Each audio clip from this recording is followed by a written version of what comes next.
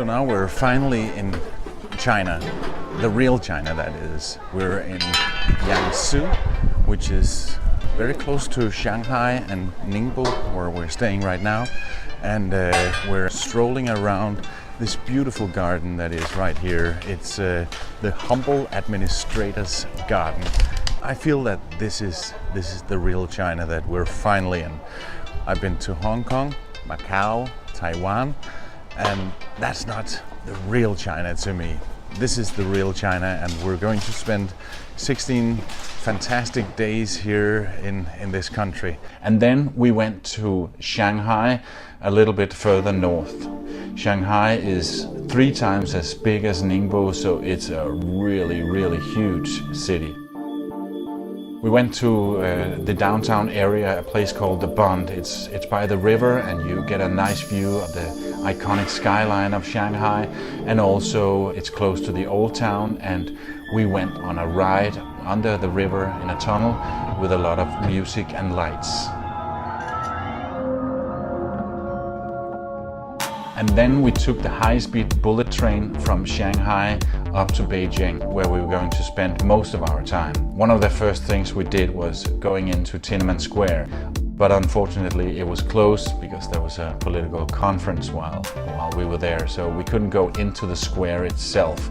But as we were standing there, looking at the signs, speaking Danish to each other, a Chinese guy came up to us and said, "Are you Danish?"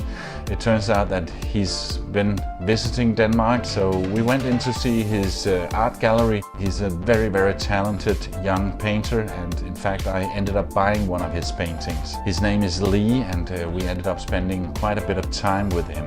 One of the things that he did was he made some signs with Amanda and Clara's names, my 2 daughters, and explained what they meant in Chinese.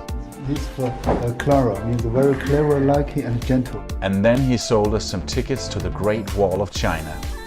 Now we're finally here at the Great Wall of China, and we're going to be walking for 3 hours.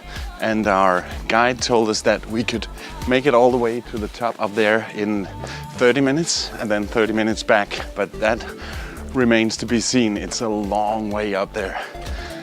But it's so great to finally be here and be able to touch the Great Wall of China and take a look at the landscape. It's amazing. We also spent quite some time walking around in the Forbidden City. It's very close to Tiananmen Square, and it's of course a must-see if you're in Beijing.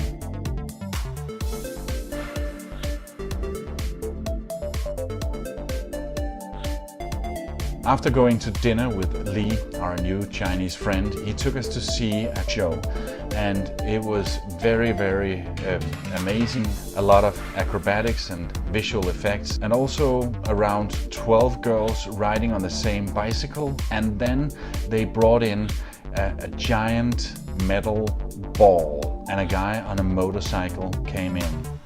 He went into this ball and drove around and around, and I thought, this is insane. And then another bike came in, and then another one came, and then there were 3, and then another one came, and they were 4, and then they were 5, and at the end there were 6 motorcycles driving around high speed inside this ball, and we thought, this is insane.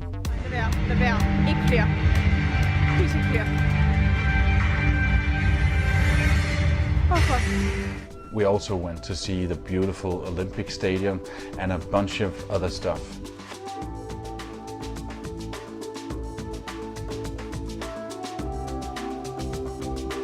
Make sure that if you like this video, you click the subscribe button and the like button, and also make sure that you listen to the podcast. You'll find it on the RadioVagabond.com. Our next stop will be North Korea. My name is Palabo, and we gotta keep moving. See ya!